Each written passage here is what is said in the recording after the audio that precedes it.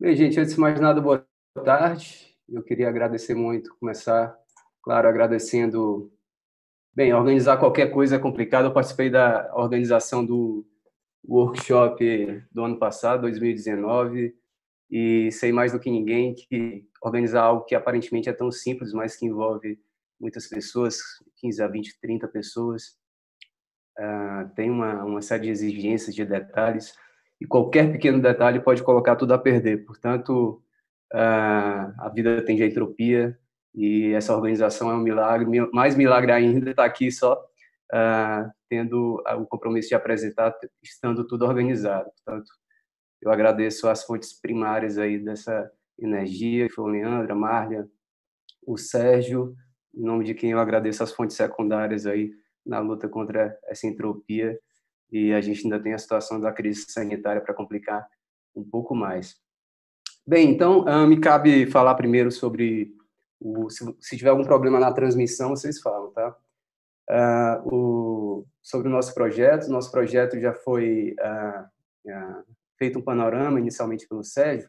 Ele tem um título de Ecossistemas Rupícolas, Conhecimento, Biogeografia e Conservação. Ao contrário da maior parte dos projetos, pelo menos aqueles que foram falados e apresentados até então, é um projeto que depende muito de atividades do campo, porque ele não pode ser executado simplesmente com base de dados, né? E aí, como o Sérgio já comentou, a gente foi um tanto quanto prejudicado, pelo menos nesse primeiro ano. Isso não significa que o primeiro ano foi completamente desperdiçado, não foi. Avançamos muito, então foi um ano, na minha visão, até produtivo, nesse sentido de localizar e modificar e adaptar, né, os objetivos de cada subprojeto, dentro do grande subprojeto, às contingências que surgiram, né, que não foram poucas, mas acredito eu que são muito contornáveis, especialmente por a gente estar no Espírito Santo e ali na esquina tem um Inselberg esperando para a gente ir lá coletar, não depende de muita coisa, né? Então, o meu subprojeto tem uma dimensão um pouco mais ecológica, que é ecossistemas rupícolas em múltiplas escalas, a relação entre a diversidade local e regional. Então, como os Inselbergs são verdadeiros laboratórios naturais, podem ser comparados, inclusive, como ilhas, arquipélagos de rochas, né? É um prato cheio, é um modelo ecológico para se testar e conseguir controlar um montão de variáveis. Portanto, meu interesse maior é explorar essa dimensão espacial, e eu estou cheio de companheiro que pode me ajudar tecnicamente, porque eu sou uma pessoa mais de reflexão e concepção do que da técnica, né? E de técnicos aqui a gente está bem servido pelo que eu pude observar agora. Então, só vou ter que clicar mesmo, como a Carol falou, para dar certo aqui. Bem, reforçando o que eu acabei de dizer, basta dizer que a nossa equipe hoje é formada por 6 pessoas, tá? Me incluindo, mas aí tem, dessas 6 pessoas, 3 são taxonomistas. Então, falando um pouco do projeto, esse primeiro slide eu vou dedicar ao projeto, porque a minha é a primeira fala, e o coordenador anterior não está presente. Então, o Paulo é taxonomista de plantas, a Thais é taxonomista de vertebrados, se dedica à herpetologia, mais especificamente anfíbios.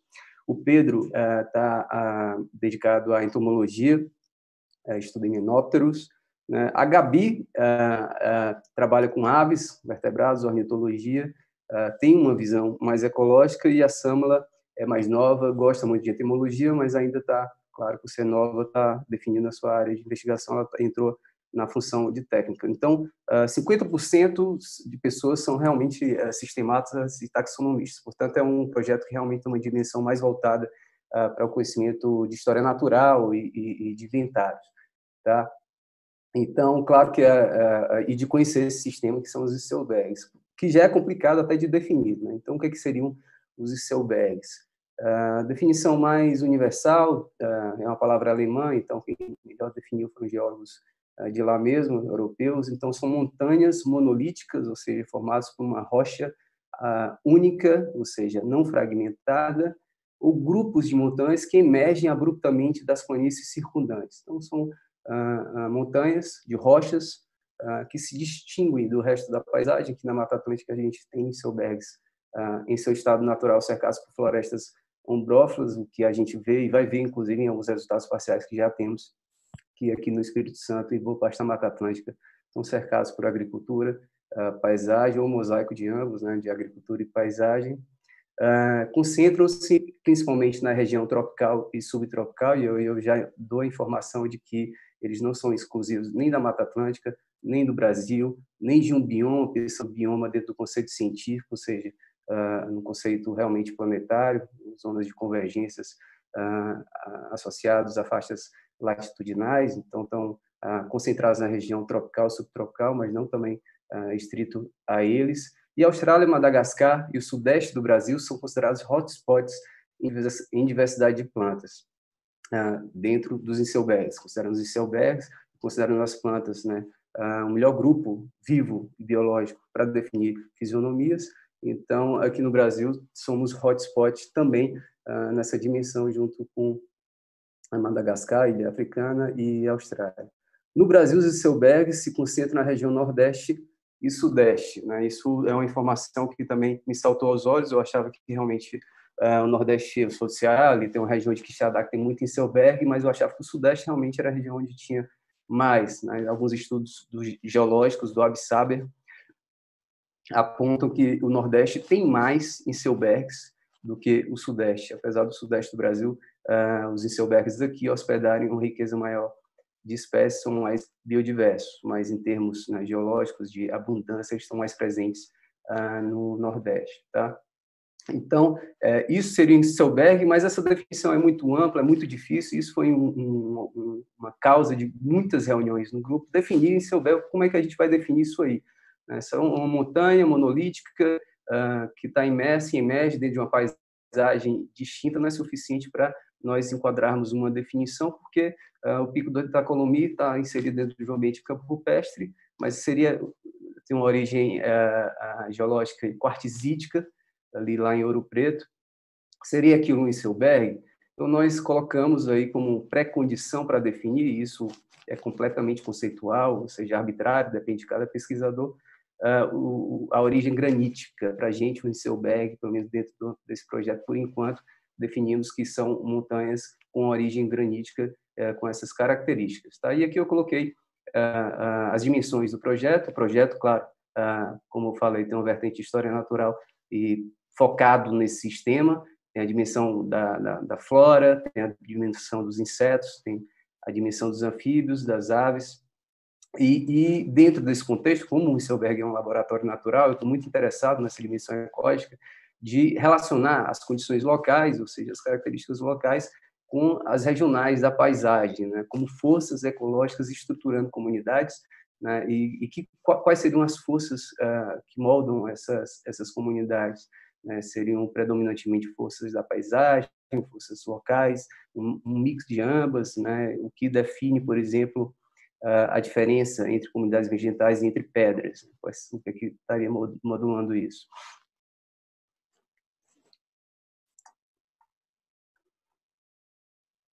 Então, o tema principal do meu plano de trabalho, que infelizmente não pôde ser executado em sua totalidade, mas será, ecossistemas rupícolas em múltiplas escalas, a relação entre diversidade local e regional. Então, informações prévias já apontam que as comunidades dessas rochas variam entre rochas.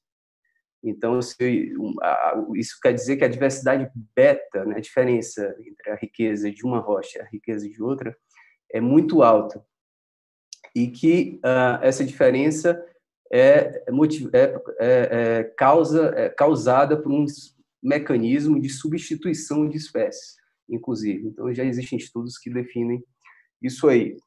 Então, esse retrato da comunidade, que nós também vamos fazer e reforçar, já existe previamente, ainda com trabalhos pontuais. Nossa oportunidade de fazer um trabalho contínuo com volume de dados é única, e muito provavelmente a gente vai reforçar essa hipótese que já está sendo reforçada por trabalhos prévios, né? Diversidade beta alta, né, das comunidades vegetais dessas rochas. Mas aí podemos avançar no sentido dos mecanismos. Quais os mecanismos que geram essa alta diversidade beta? Então, podem ser mecanismos, as comunidades podem ser estruturadas por algo neutro, né? Podem ter um mecanismo de neutralidade, ou podem ser motivados por filtros ambientais. Esses filtros ambientais podem ser locais ou da paisagem. Então, as rochas, por exemplo, como eu estou mostrando aqui, possuem uma série de hábitats, e esses hábitats podem ser uma das forças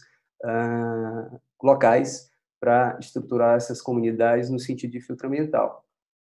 Okay? Assim como existem outros filtros regionais e outros até filtros continentais, tá? Nesse sentido, aumentando a escala de análise.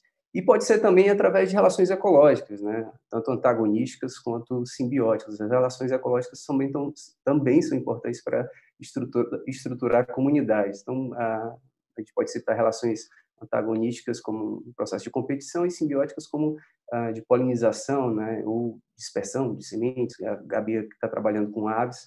As aves, com certeza, têm um papel fundamental na dispersão de espécies, né? A gente vê aqui alguns hábitats como as poças, né? Os tapecimonocotiledôneas e cactáceas. Enfim,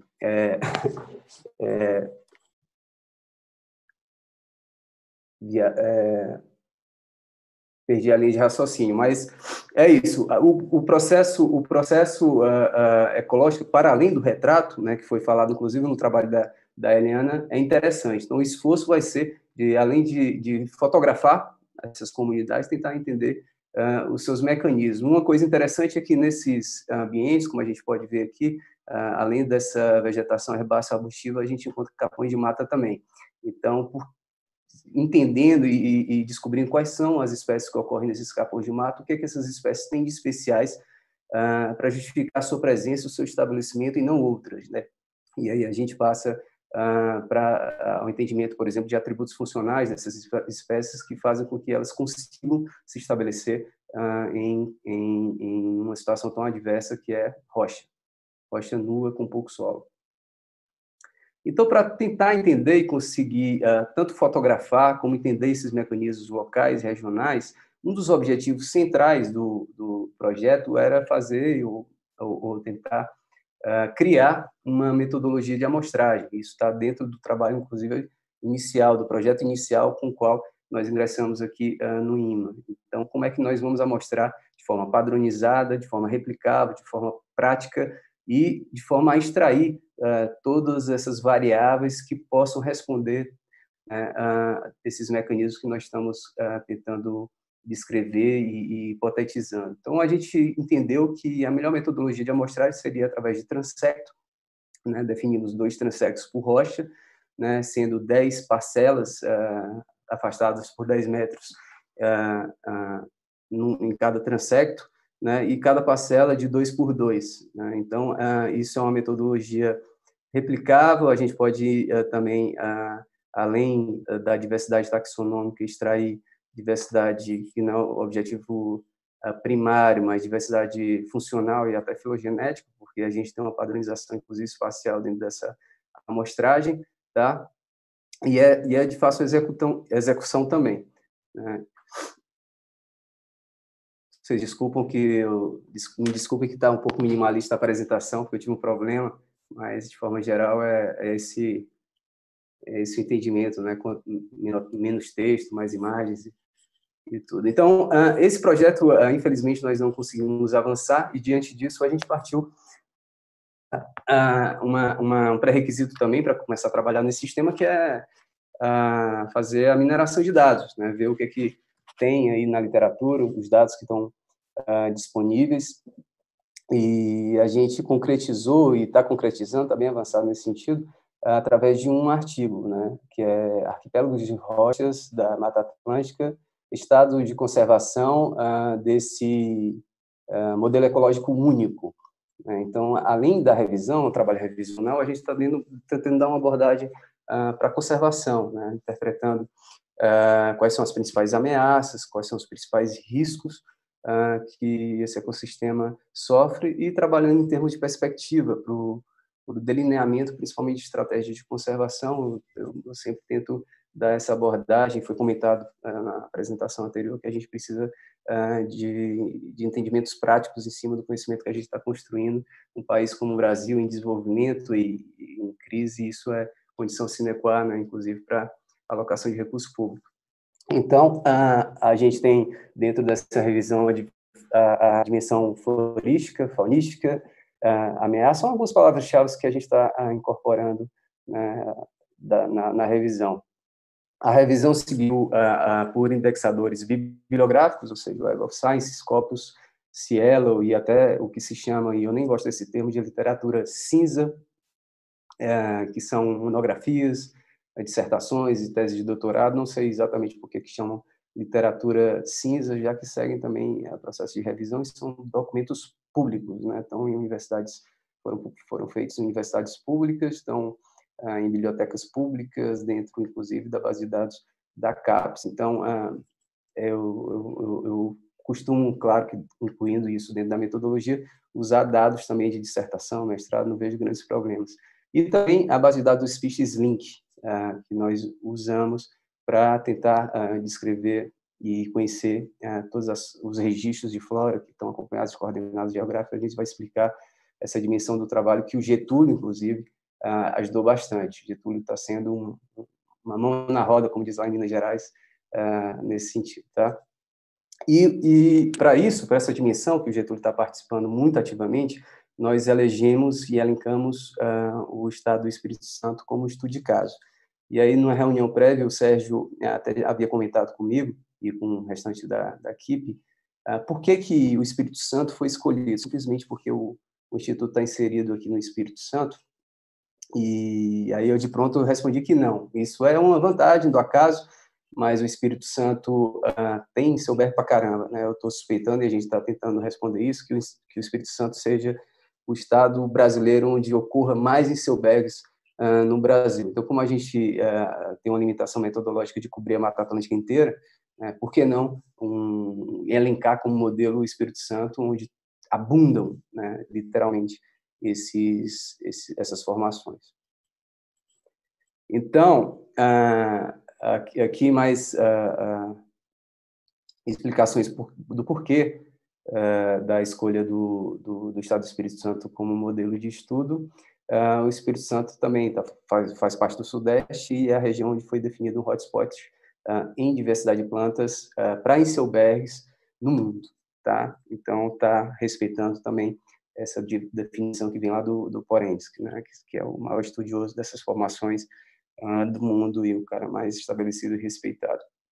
Então, o que é que o Getúlio fez? Ele criou uma metodologia e discutindo comigo, entrando, e a gente estava até brincando na dimensão de concepção, né, e ele na execução técnica, porque realmente eu não manjo muito de GIS, e dedicou a carreira a isso, né? Então, ele me ajudou bastante. O que é que ele fez?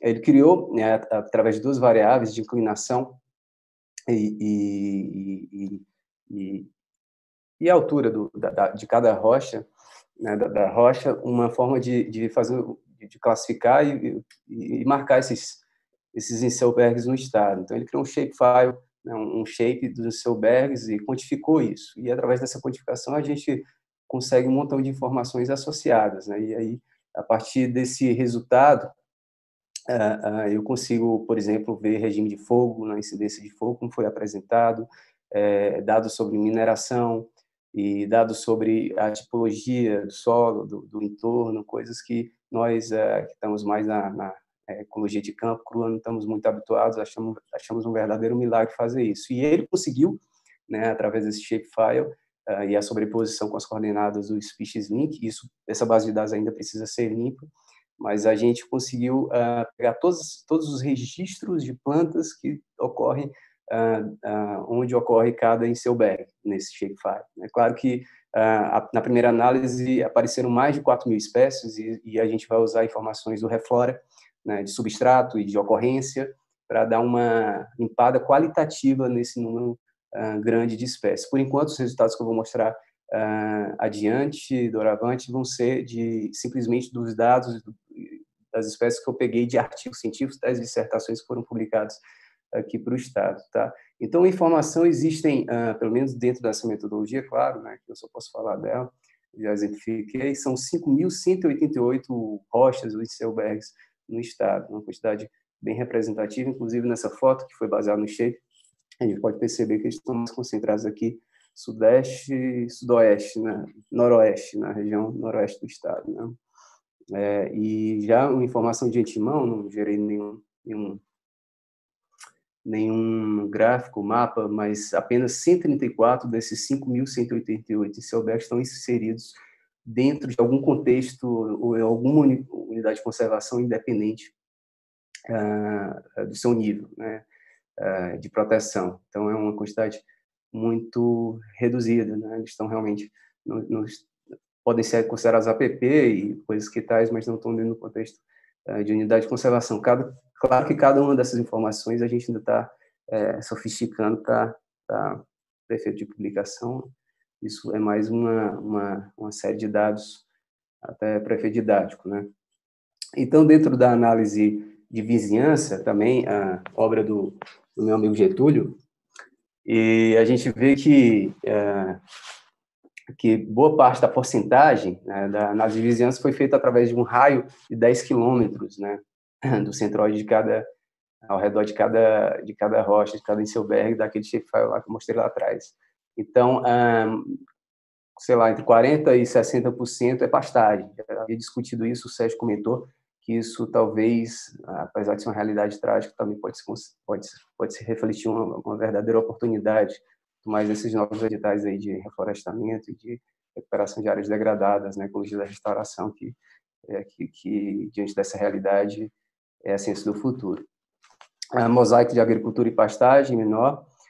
Na sequência, depois de pastagem, mosaico de agricultura e pastagem, vem a formação florestal, né? Então, infelizmente, a realidade dos Inselbergs não é mais monolitos em volta de floresta, pelo menos não aqui no Espírito Santo, são monolitos em volta de pasto, né? E afloramentos rochosos porque eles abundam tanto que são a cobertura ao redor de um afloramento são outros afloramentos, tá? E aqui uma informação sobre atividade de mineração, também. Bem, aqui a fonte é o Mapa Biomas, né? E aqui é do Departamento Nacional de Pesquisas Minerais, que também existe uma quantidade grande de documentos relacionados a atividades minerárias, especialmente em granito aqui no estado. Isso aqui é só para os Inselbergs, eu acho que a Kelly comentou, que 35% das atividades e documentos relacionados à mineração aqui no estado estão associados à mineração de granitos. Falou granito, está falando de Inselberg, né, aqui no Espírito Santo. Então, a autorização de pesquisa, olha só a quantidade, mais de 750, requerimento de lavra, concessão de lavra, então, uma quantidade significativa. Isso faz com que a mineração seja uma das principais ameaças, fonte de renda, fonte de atividade, de aquecimento da atividade econômica do Estado, mas também reflete uma ameaça para a riqueza biológica dessas formações. E aqui um gráfico parecido, e eu fiz só uma relação proporcional com a quantidade, né, de Inselbergs que eu mostrei, 5.188, e a gente, se fizer essa relação direta para efeito didático, vê que mais de 15% dos Inselbergs estão sendo objetivados, ou então, como é que eu posso descrever, estão sendo objeto, pelo menos, de pesquisa, ou podem futuramente servirem à atividade de mineração. E aqui foi um gráfico que eu fiz de última hora, baseado em um montão de sensores, e talvez a gente precise ver, tem alguns picos muito discrepantes, e a gente precisa refinar e principalmente tentar entender, através de correlações com anos mais secos, pluviosidade e coisas que tais, né, os porquês dessa grande variação entre anos de incidência de fogo em Inselbergs. E eu acabei somando todos os dados de focos de fogo, são dados do INPE, dentro daqueles 5.188 Inselbergs. Tá? Então, tem alguns focos aí em 2015, 2003, né, e agora em 2019. E a gente precisa entender com mais atenção, claro que nessa imagem, que não está relacionada só com Inselberg, mas os focos do estado inteiro, a gente vê que a concentração de fogo naturalmente se concentra no litoral, porque é a zona mais urbanizada, né? mas esses são dados também descritivos que a gente precisa se debruçar um pouco mais.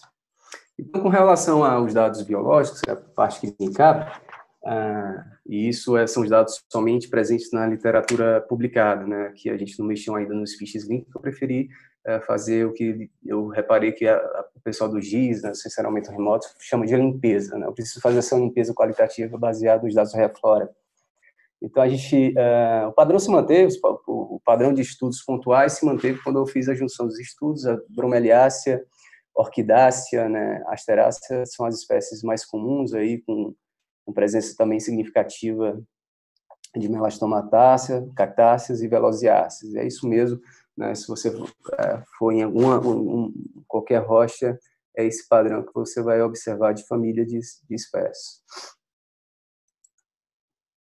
E aqui um gráfico muito parecido, mas com os gêneros mais ricos em espécies dentro dessa bibliografia, e aí a gente tem também Velociácea, né, Barbacenia aí, ó, Bromeliácea, com destaque a Alcantareia, Tillandsia, Brísia, então né, algumas Clusiáceas também são extremamente comuns. Em forma de vida é um dado interessante que, poxa, parece muito óbvio, né? Porque quando a gente fala de ver uma rocha como essa, é claro que a vegetação... Marcel, Oi? só pedir para você acelerar um pouco, que o tempo já estourou, tá? Beleza, vou acelerar. Está acabando já. Beleza. Então, formas de vida parece óbvio, mas não é, porque a gente está aqui, não, uma espécie dominante pode alterar isso. Então, eu posso ter, por exemplo, uma forma de vida rica em espécies, como na forma de arbusto, mas eu posso ter uma espécie de erva dominante, então isso pode dar um nível de confusão, mas não, a maior quantidade de espécies está na forma de erva e arbusto. Então, a vegetação é predominantemente herbácea arbustiva, apesar de ter alguns capões, algumas árvores. E aqui é uma análise sobre os domínios fitogeográficos, também que são dados do e a gente vê que a maior parte das espécies são realmente características e ocorrem exclusivamente na Mata Atlântica. O que é que isso quer dizer? Que os Diesselbergs, apesar de estarem distribuídos no mundo inteiro, eles acabam sendo hospedados por espécies características do bioma ou das formações florestais do seu entorno. Tá? E aqui, dentro dessa base de dados também, o nível de ameaça, eu queria chamar a atenção que existem, né, essa base de dados é de 240 espécies, mas mesmo dentro de 240 espécies, a gente tem espécies criticamente em perigo, né, e também espécies vulneráveis. Bem, então, a perspectiva, finalizando, a submissão desse artigo revisional, o início da amostragem de campo para testar aquelas hipóteses que eu descrevi inicialmente, a relação entre as condições locais e regionais, busca de financiamento externo sempre, mas mesmo que não ocorra esse financiamento externo, nós vamos para o campo, privilegiando os locais mais próximos por conta de custo-benefício, trabalhar sempre com divulgação científica, e que isso é importante, tem sido estimulado aqui dentro do Instituto fortemente. Então, agradeço a todo mundo, ao Sérgio, Leandro, Marlia, e os membros, claro, da nossa equipe. Infelizmente, a Samela e a Thaís não estão na foto, simplesmente porque eu não encontrei foto com todo mundo, mas elas estão devidamente contempladas. Agradeço.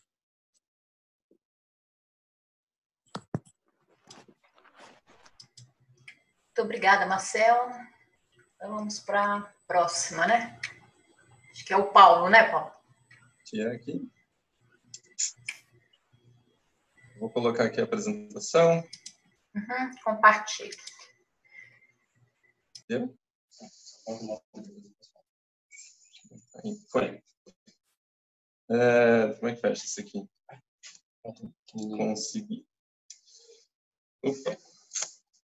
Então, seguindo a apresentação do Marcel, eu vou falar sobre o plano que eu desenvolvi, iniciando com uma retificação, né? Então, o plano inicial era investigar Inselbergs, a flora dos Inselbergs, né? Dentro do projeto 4, que é Sistemas Rupícolas da Mata Atlântica. No entanto, o plano inicial ele desenvolvido em caráter provisório, né, no início da Bolsa, sofreu alguns problemas iniciais, principalmente relacionados ao financiamento para as atividades de campo que estavam programadas e também depois, ao longo do desenvolvimento, uma forte sobreposição com um grupo de pesquisa que já estava desenvolvendo uma pesquisa que era exatamente a proposta, então eu tive que fazer uma readequação do projeto, e eu apresento então aqui os resultados que eu tive nesse primeiro ano, investigando, ampliando, né, o conhecimento sobre a flora dos campos rupestres do oeste de Minas, que estão inseridos dentro do contexto da Mata Atlântica e que são aí parte dos ecossistemas rupícolas. Vou falar um pouco sobre isso. Então, como a gente já viu, né, a Mata Atlântica ela é um mosaico de fisionomias, né, predominam as fisionomias florestais. No entanto, principalmente nas regiões mais elevadas, né, da parte geográfica onde ocorre o bioma, a gente tem formações campestres associadas com afloramentos rupícolas, né, afloramentos de rocha, e historicamente, tanto para o inventário da biodiversidade dessas vegetações, quanto para lei da Mata Atlântica, né, esses ecossistemas eles são negligenciados, né? Então a gente tem aí uma carência não só no conhecimento sobre a flora dessas vegetações, mas também na cobertura legal dessas regiões que são muitas vezes vistas como mais pobres e de menor valor de conservação. Então, os ecossistemas rupícolas da Mata Atlântica eles estão basicamente divididos em 3 conjuntos, né? A gente tem os enselbergs, os campos de altitude e os campos rupestres. Eles diferem basicamente por elevação e pela rocha base, né? Então, a gente tem enselbergs geralmente abaixo dos 1.500 metros, embora a gente tenha alguns casos excepcionais aí chegando a 2.000 metros, numa base de granito gneiss. Geralmente são afloramentos isolados, né, ou em conjuntos, como a gente vê, por exemplo, na região de Pancas. Os campos de altitude também estão na mesma base de granito gneiss, por isso muitas vezes são referidos como enselbergs de elevada altitude, né? Eles estão acima dos 1.500 metros, geralmente associados aí a formações de serra, complexos de serra da Serra do Mar e da Mantiqueira, por exemplo, né? E, por fim, os campos rupestres, eles têm a base de rocha quartzítica, então acima dos 800 metros. E eu vou falar um pouco mais sobre a ocorrência dessas vegetações. Então, como eu falei, os campos de altitude e os campos rupestres, eles estão, por alguns autores, englobados no termo enselberg, né? Eles são afloramentos, aqui a gente vê na linha de cima, 2 figuras que mostram campo de altitude e abaixo das figuras que mostram os enselbergs. E a gente vê que não há apenas uma similaridade fisionômica entre essas vegetações, mas também trabalhos recentes têm mostrado que eles compartilham uma grande similaridade florística entre si em relação ao resto do entorno, né, em relação à matriz. Então, a gente vê uma unidade não só edáfica nos enselbergs de altitude, né, nos campos de altitude, nos enselbergs, mas também florística. Os enselbergs, os enselbergs de baixa altitude, né, então eles são chamados coletivamente de pães de açúcar, e eles ocorrem principalmente nessa região que vai desde o sul do Rio de Janeiro até o sul da Bahia, englobando aí boa parte também do leste de Minas Gerais e o Espírito Santo todo, que recebe o nome aí de Terra dos Pães de Açúcar, né, em alguns trabalhos, Sugarloaf Land. Em contraposição a essas vegetações que ocorrem sobre uma base granítica, a gente tem os campos rupestres, que, como eu falei, ocorrem numa base quartzítica. Eles têm uma diversidade gigantesca, né? Então uma estimativa é de que eles têm na sua área aí cerca de 15% da diversidade de plantas, e eles ocupam menos de 1% da área do país, né? Então é uma diversidade gigantesca.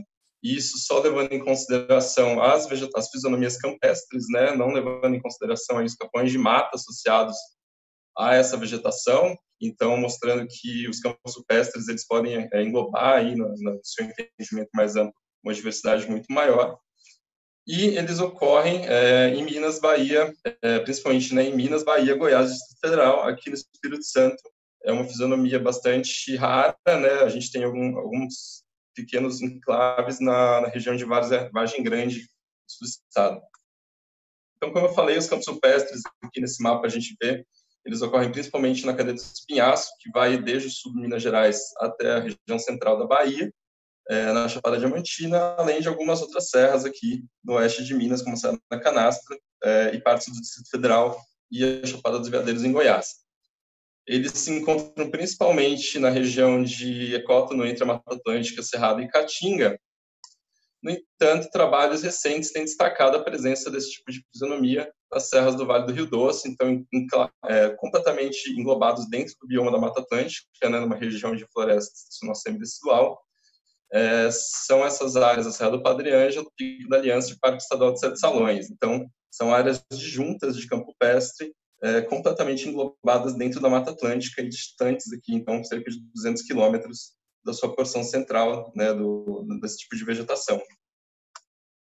Aqui, então, só para ilustrar, para vocês verem essas três regiões que mencionei, a Serra do Padre Ângelo, então, vista aqui ao fundo, a gente vê o Rio Doce e a cidade de Conselheiro Pena, e ao fundo, então, a Serra do Padre Ângelo, e aqui o Pico da Aliança e o Parque Estadual de Sete Salões. Então, a gente vê essas vegetações campestres nessas áreas elevadas dessas serras.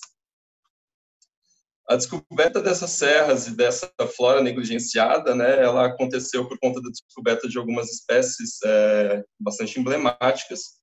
Eu destaco aqui a Drosera magnífica, que é a espécie que eu uso como espécie bandeira para a flora dessa região, mas também aqui alguns exemplos de outras espécies que foram descobertas recentemente. A lista atual para a flora descrita, né, nos últimos 10 anos para essa região já engloba 15 espécies novas, descritas e endêmicas para essa região, além de várias outras que estão sendo em processo de descrição.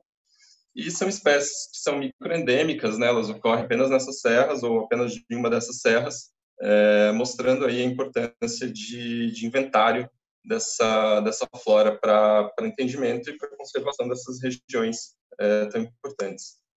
Então, o objetivo do meu projeto focou principalmente numa dessas serras, que é a Serra do Padre Ângelo.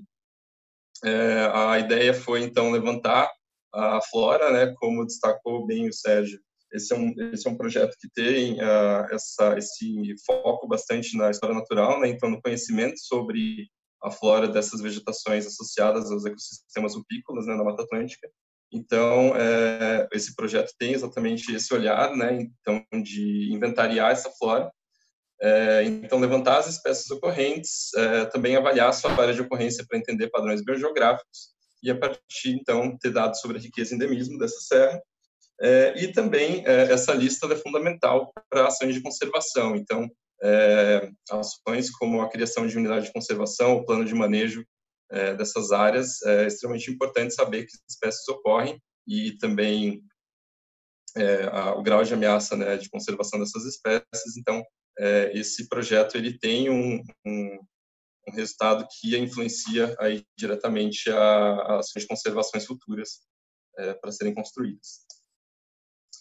A área, então, como eu falei, fica no município de Conselheiro Pena, encobre cerca de 75 km², e as altitudes variando aí até 1.570 metros no seu ponto culminante. Engloba diferentes formações, então destacam-se, né, os campos rupestres, como eu falei, mas também tem aí capões de mata associadas, um remanescente, que é o remanescente mais ao norte da floresta de araucária, e também destaco aqui, então, abaixo, que existem diversas ameaças já observadas, né, entre elas a presença de espécies invasoras, destacando-se aqui nessa última imagem o capim-gordura, além também do fogo e da coleta predatória de plantas ornamentais, por exemplo, pelas populações que moram ao redor dessas áreas. Então, o método ele envolve a coleta de espécimes, né? São programadas viagens de coleta mensais para essa região, além da exploração de bases de dados para levantar dados de coletas já realizadas nessa área. Além disso, o levantamento da literatura, que, como eu falei, já revelou 15 espécies descritas para as serras em geral, sendo 7 delas ocorrentes na Serra do Padre Ângelo. E também nessas viagens de coleta vai ser feito um banco de imagens que vai servir aí para a elaboração de um guia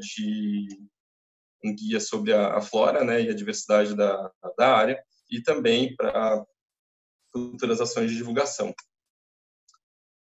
Bom, eu destaco, então, como primeiro resultado, que é extremamente importante, como eu falei, o nosso projeto, né, o Projeto 4, ele sofre de um sério problema de financiamento, por isso foi fundamental buscar fontes externas, né, a gente tem um trabalho que é muito mão na massa, né, na coleta de espécimes e na exploração de áreas, e isso só pode ser feito com dinheiro, né, eu busquei fontes externas de financiamento, e consegui a aprovação de um grant do Mohamed Bin Zayed, o Fundo de Conservação de Espécies Ameaçadas, usando, então, como eu falei, a Drosera magnifica como espécie bandeira.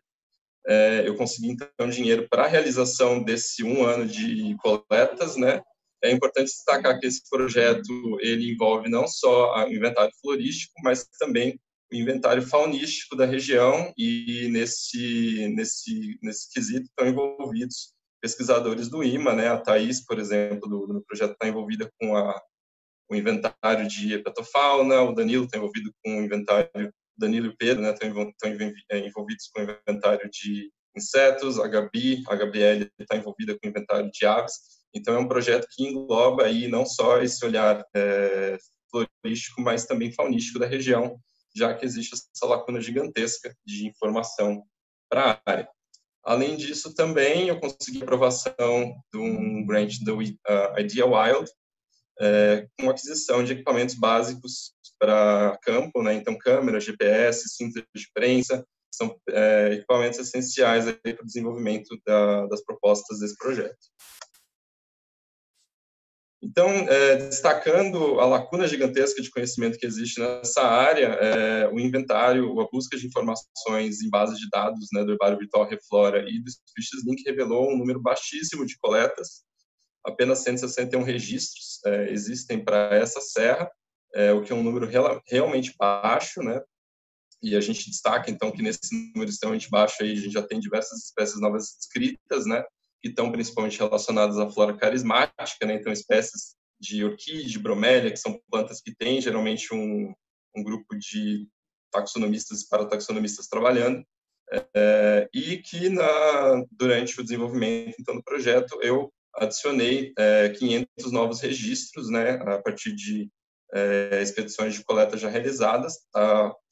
As expedições elas estavam programadas para acontecer desde março, né, que foi o momento em que esse dinheiro do financiamento esteve acessível, mas teve que ser adiado por conta da pandemia. Mas aí a gente conseguiu fazer pelo menos uma viagem de coleta e adicionar uma grande quantidade de coletas aí para essa serra.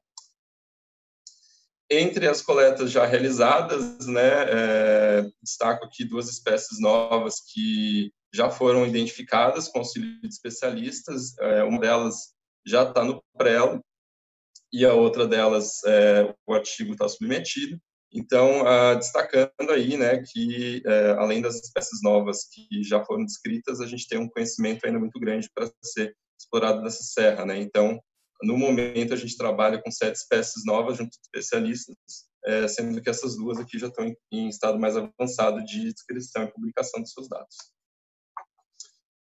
Algo muito interessante que já tem emergido com base nas coletas realizadas é que a gente tem visto que existe um padrão de distribuição biogeográfica bastante interessante, de junção entre a Serra do Espinhaço, né, que, como eu falei, fica a cerca de 200 quilômetros de distância, com essa serra. É bastante interessante, então, investigar isso mais a fundo a partir das coletas já realizadas e também aí trabalhos futuros de filogeografia e filogenia desses grupos, para entender esse padrão biogeográfico e tentar entender como que essa flora, que está associada principalmente então ao centro de dispersão dos campos rupestres, chegou e se isolou e se diversificou nessa região dentro da Mata Atlântica. Como eu falei, então, os dados são preliminares, né? O trabalho ele começou atrasado por conta desses problemas todos que eu enumerei no desenvolvimento aí do plano de trabalho, mas a gente traz dados bastante interessantes aí sobre a flora, né, do Vale do Rio Doce, que é uma região de Mata Atlântica que sofreu historicamente com desmatamento, restando aí pouquíssimos fragmentos, pouquíssimos remanescentes, essa área sendo uma delas. E também destaco a importância dos serviços ecossistêmicos prestados por essa serra, né? Então, a gente sabe que o Rio Doce sofreu o comprometimento da qualidade da sua água, e essas serras, por exemplo, são fontes importantes de água para abastecimento das cidades do entorno. Além disso, a gente espera, com os resultados desse trabalho, né, então não só o meu trabalho aí com a parte florística, mas também esse inventário da parte faunística, fomentar dados para a criação de unidades de conservação e também para planos e ações de conservação mais efetivas para a biodiversidade dessas serras. Eu quero destacar aqui alguns trabalhos, então, que eu desenvolvi e que eu publiquei nesse período. Então, aqui só destacando alguns trabalhos que estavam em desenvolvimento, né, prévio à minha entrada no IMA, mas que saíram durante o período que eu já estava aqui. Então, novos registros de espécies, tendo conhecimento sobre dispersão, um trabalho também relacionado ao meu doutorado, mas que saiu durante o período de bolsa, e também artigos aceitos que foram desenvolvidos já no Instituto. Aqui, uma ampliação do conhecimento e também a primeira avaliação de conservação de uma espécie endêmica dos campos de altitude na Mata Atlântica, e também uma espécie nova de Madagascar, no grupo que eu trabalho, além de outros artigos aceitos aqui, a outra espécie nova e também as duas espécies novas, né, uma aceita e uma submetida. Além disso, desenvolvi diversas atividades complementares, entre elas uma palestra sobre plantas carnívoras, que é um grupo com o qual eu trabalho para o público interno e externo do IMA.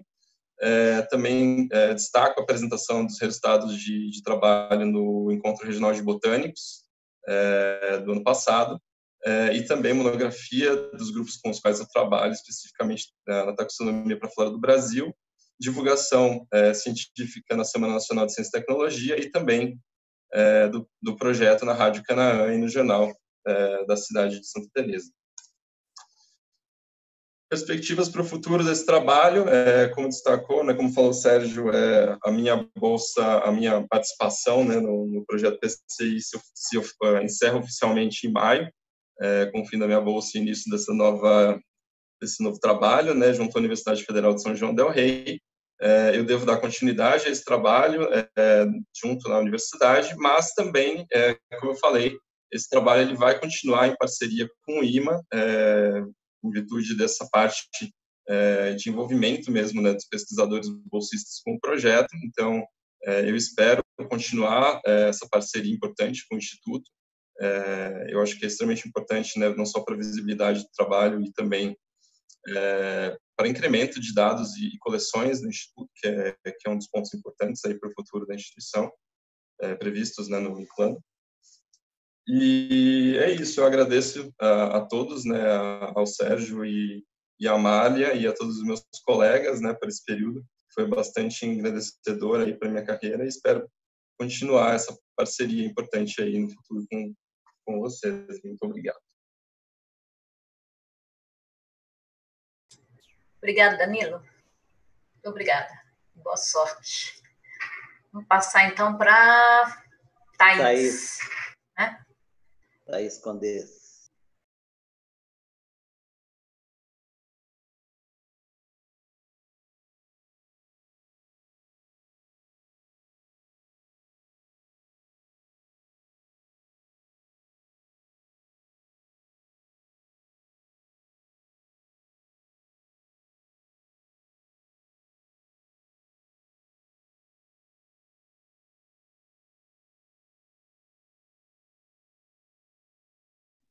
Oi, gente, estava desligado o meu vídeo aqui e o meu som, mas agora acho que tá bom, né? Deu certo? Sim, agora está funcionando. Sim. Beleza. Bom, então, gente, eu sou a Thaís Condesse, agora vou terminar o projeto 4 aqui, essa árdua tarefa agora no finalzinho da reunião, mas a minha parte nesse projeto, né, é trabalhar com a herpetofauna que está associada aos inselbergs da Mata Atlântica. E, como o Paulo falou, a gente começou a desenvolver uma série de coisas alternativas, né, em alternativa à falta de recurso e ao atraso que a gente teve no planejamento das nossas atividades de campo. Então, esse projeto do Paulo, com financiamento e tudo que a gente está desenvolvendo em parceria com o Paulo nessa serra, ele complementa tudo que a gente está pensando em fazer para a parte de fauna no corredor central da Mata Atlântica aqui no Espírito Santo também, né? Então, deixa eu ver, aqui que eu mudo. Primeiro, porque a gente tem que pensar por que a gente escolheu estudar herpetofauna, né? E herpetofauna, lembrando, foi o primeiro grupo a ser contemplado nesse projeto PCI, porque os anfíbios e répteis, eles têm uma série de características, né, fisiológicas, ecológicas e até mesmo comportamentais, que nos permitem utilizar esses organismos como modelos para a investigação da qualidade do habitat e de potenciais ameaças à conservação dos habitats e das próprias espécies, né? Então, essas características seriam, por exemplo, a alta dependência de temperatura e umidade para reprodução, sobrevivência no geral, né? E outras coisas como alta especificidade de habitat e também o fato de serem organismos de tamanho menor e menos ágeis do que, por exemplo, aves, né? Então, aliando essas características desses organismos com as características topográficas dos Inselbergs, a gente tem, então, excelentes modelos de organismos para estudar num excelente modelo geográfico, né? Porque os Inselbergs, eles se configuram como habitats muito únicos dentro do domínio da Mata Atlântica. E, com isso, eles também se tornam ótimos modelos para a gente estudar ecologia, biogeografia e evolução. E aí eu vou um pouco de encontro à fala do Marcel, né, que assim, eu acho que o taxonomista ele é sempre negligenciado e o trabalho do taxonomista é sempre reduzido. E não é só isso, né? A gente não quer só isso nesse projeto. Tudo bem, somos taxonomistas, mas a gente está interessado em outras perguntas, outras questões que a gente vai conseguir responder a partir do momento que a gente atacar, conhecer, né, a diversidade que está associada a esses ambientes. Então, se vocês notarem aí em Pancas, a gente consegue ver claramente, né? O Paulo deu uma boa ideia, um discernimento do que seriam os ambientes ali que estão incluídos no termo Inselbergs, né? Então, a gente teve uma série de dificuldades no começo do nosso projeto para delimitar o que seria, né? O que a gente ia incluir como nossa área amostral, nosso objeto de estudo. E é isso, né? A gente teve esse desafio de centrar em Inselbergs e talvez não pensar tanto em campos de altitude e campos rupestres, que é uma coisa mais associada ao ambiente do cerrado, né? Ao domínio do cerrado, ou o contato, né? Que seja. Mas aí a gente teve esses pequenos percalços no começo do projeto, o que fez, na verdade, a gente crescer mais, entender mais o que a gente ia desenvolver daí para frente. Então, particularmente, o meu projeto ele tem como objetivos inventariar e descrever a diversidade da herpetofauna que está associada aos Inselbergs, indicando fatores históricos e ecológicos que estão envolvidos na diversificação dessas biotas, né? Então, com isso, eu estou planejando investigar a evolução mesmo, tentar entender se essas biotas são formadas por comunidades exclusivamente da Mata Atlântica ou que vivem também no Cerrado, na Caatinga. E com isso, né, tudo isso culmina na contribuição para a conservação desses organismos e desses habitats, né, que estão ameaçados aí. Então, em termos práticos, o meu plano de trabalho, né, ele tinha 5 objetivos. O primeiro seria construir um banco de dados de espécies associado a essas áreas, mapear a riqueza de espécies, né, nessa área de estudo, inventariar a biodiversidade em áreas de lacunas, coletando também outras informações, né, em campo, tanto sobre história natural, quanto sobre alguns atributos funcionais que eu pretendia usar, né, eu pretendo usar aí mais para frente na avaliação da diversidade. Acho que o Yuri falou bem, não lembro se foi ele, sobre a questão de incluir esse aspecto aí, esses termos de novos termos, né, novos olhares sobre a diversidade. E eu queria também identificar algumas espécies, né, pelo menos uma espécie de sapo e uma espécie de réptil, seja um lagarto ou uma cobra, para fazer estudos de diversificação, que é a parte que mais me interessa mesmo. Eu queria entender como esses organismos estão evoluindo nessas ilhas, né? Então, aqui é um exemplo de um lugar que a gente visitou em Vila Paulista, só para vocês verem que como é diverso o ambiente, assim. Quando a gente pensa no Inselberg, a gente tem não só a rocha exposta, né? A gente tem uma série de ambientes aí que podem ser ocupados pela fauna e de diversas maneiras, né? Então, o problema que o Marcel apresenta para a amostragem de vegetação é um pouco diferente do que eu apresento para a amostragem de anfíbios e de répteis, que é diferente do que a Gabi vai apresentar para aves, do que o Pedro está pensando para insetos, né? Então, a gente teve, assim, uma certa dificuldade na delimitação da nossa área de estudo. E, além disso, outro problema também que eu identifiquei nesse primeiro ano foi que, como a gente estava trabalhando basicamente com dados secundários, né, os dados de coleções, eles são muito pouco informativos. E os Inselbergs, no geral, são áreas que são lacunas, né, não só para a fauna. Para a fauna, com certeza, mas o Paulo mesmo sabe que são lacunas para grupos vegetais, inclusive, né? Então, tudo que a gente conhece de Inselberg hoje é pautado em cima do conhecimento sobre vegetação, né? Mas, ainda assim, são grupos restritos, né? Dentro da flora também. Então, é um pouco complicado, né? A gente está começando na fauna, é quase como começar do zero. Então, já era esperado, né? Eu tinha essa expectativa de que os meus resultados secundários que eu coletei na literatura e em coleções não fossem realmente informativos para o nosso projeto, né? Então, a gente tem que pensar muito bem em como seguir daqui para frente. E também, o Paulo ressaltou muito bem, a gente teve muita dificuldade porque o nosso projeto é basicamente trabalhar sobre lacunas de conhecimento, e isso requer uma mão na massa, né? A gente tem que ir a campo, tem que trabalhar, não tem jeito, e para isso a gente precisa de dinheiro. Então, só para trazer os resultados que eu tive até agora, né? Eu busquei para fazer o banco de dados a literatura e algumas coleções científicas, né? Entre elas aí as maiores para anfíbios e répteis do Brasil.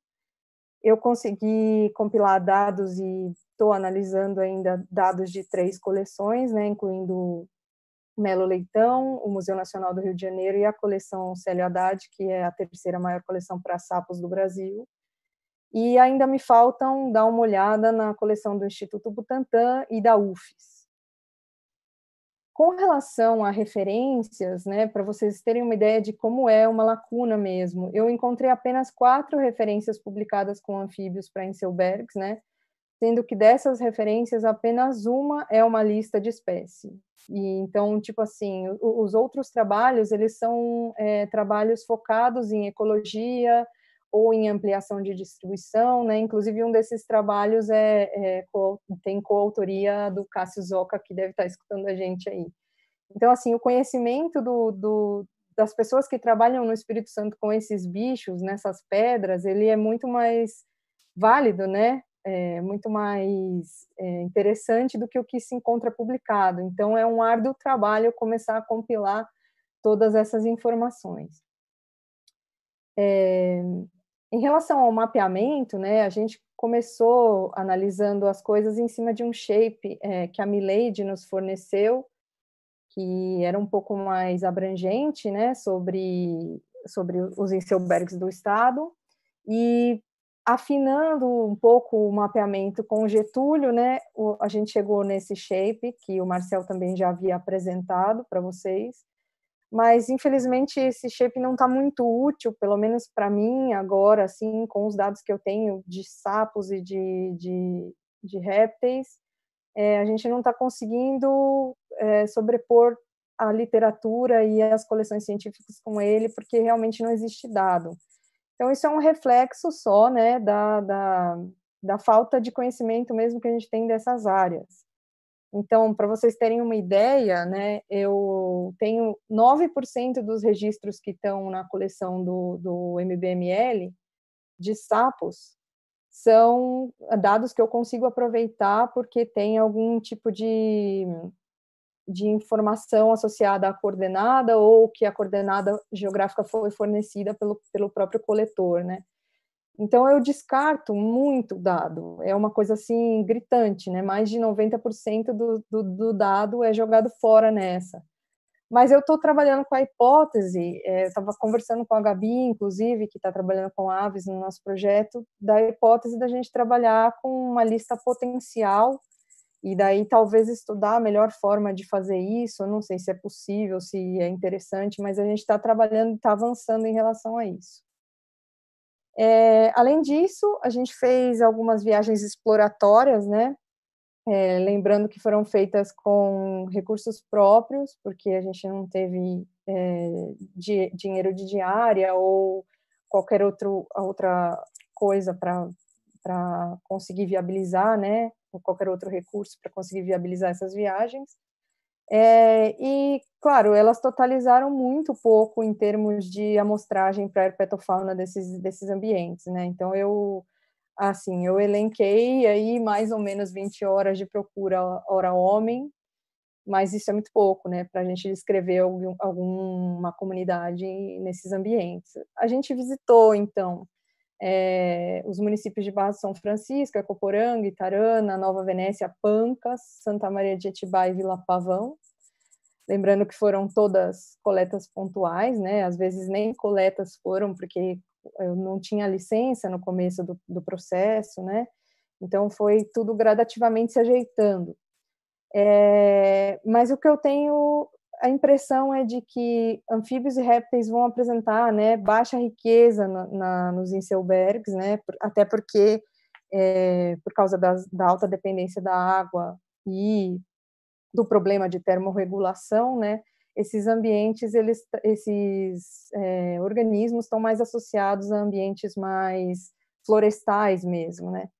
Então, o que a gente tem, na verdade, parece que a gente tem uma ubiquidade de espécies saxícolas, né? Por exemplo, a Toropa, que é essa que está mostrada em B aqui,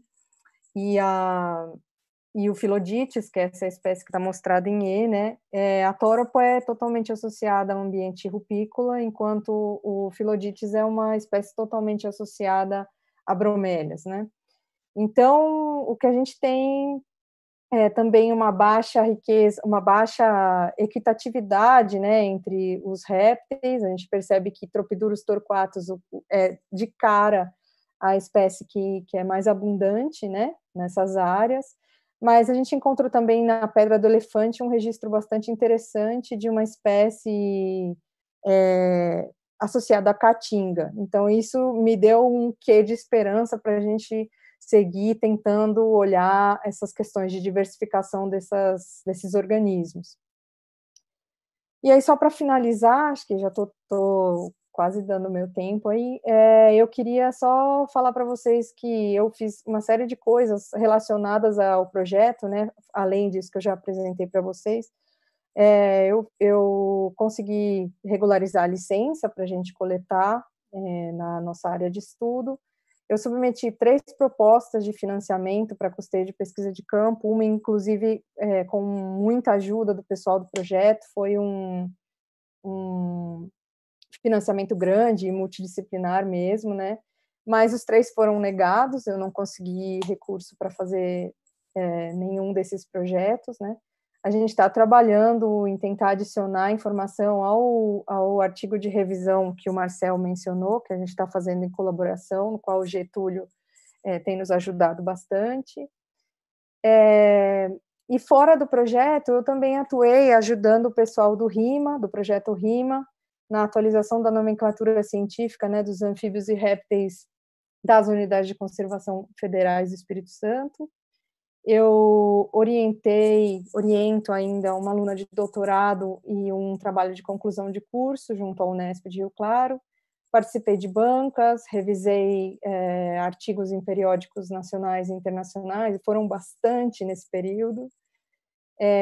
Eu tive publiquei um trabalho que estava vindo em andamento, que é um trabalho bastante importante da minha tese de doutorado, e durante o período eu submeti uma nova espécie, estamos aguardando aí o resultado, e eu tenho também 3 submissões mais relacionadas à divulgação científica na revista Ciência Hoje das Crianças. Então, eu tenho investido também nisso, porque é uma parte que está um pouco carente, assim, na minha formação, e eu acho que é um momento ótimo para fazer, tendo em vista que o IMA tem essa pegada, esse interesse mesmo em divulgação científica.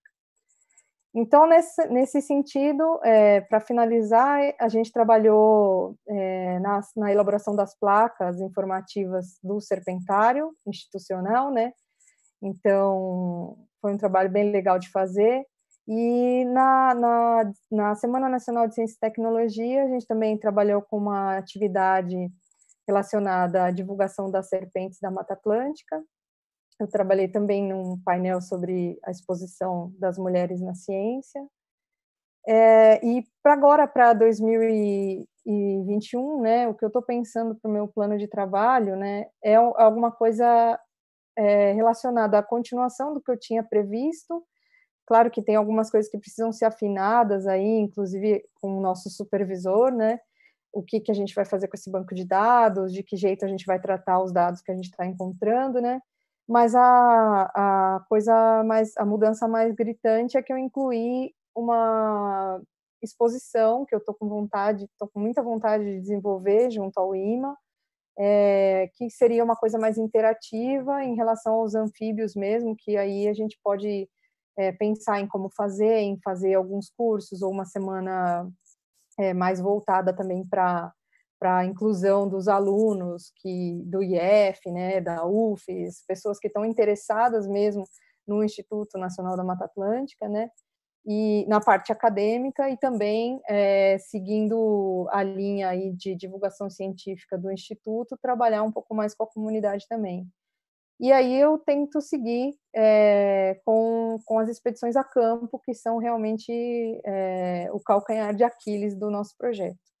Então era isso, queria agradecer a todo mundo por ter ficado até essa hora aí, e agradeço sugestões e comentários também. Obrigada.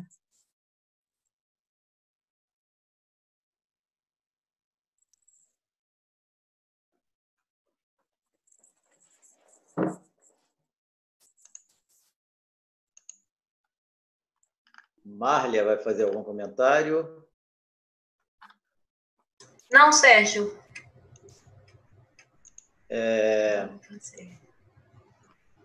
Eu gostaria de fazer um comentário aqui, um minutinho que eu anotei umas coisas, mas a primeira questão é o seguinte, né? Eu acho que foi muito bem caracterizado pelos 3, né? A importância desses ecossistemas, né?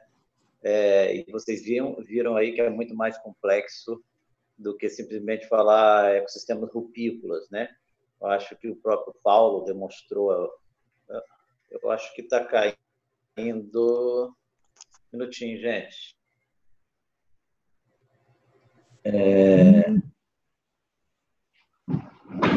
Acho que eu tive que mudar de mídia aqui, de equipamento, né? De aplicativo, sei lá. Mas eu acho que foi muito bem levantado a questão dos diferentes tipos de ambientes e que caracterizam esse conjunto de informações, bem como